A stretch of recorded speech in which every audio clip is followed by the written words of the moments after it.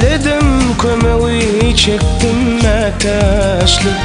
Gelip bu halimi gören olmadı. Gariplik derdine geçti yaşlı. Arkamda dağ deyin duran bulmadı. Kosarsız illerde giderli oldum. Alaştır gönlümü yüzerli oldum. Körkümün içim öttüdürlü oldum. Müverden varar baş tören bulmadı.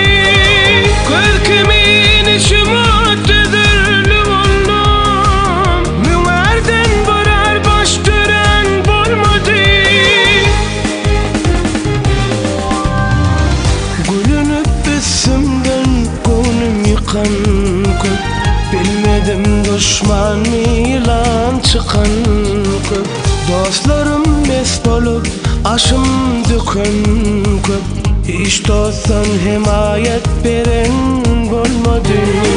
Kosarsız illerde giderli oldum.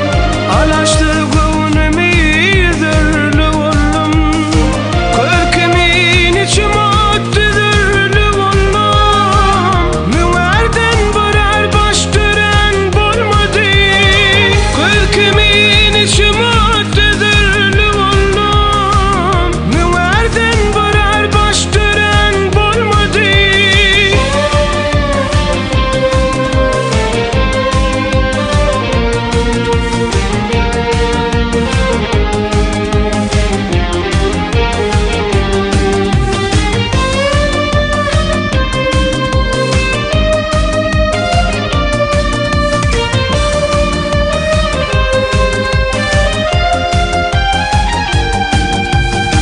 Bayezip görmedi doğan kardeşler.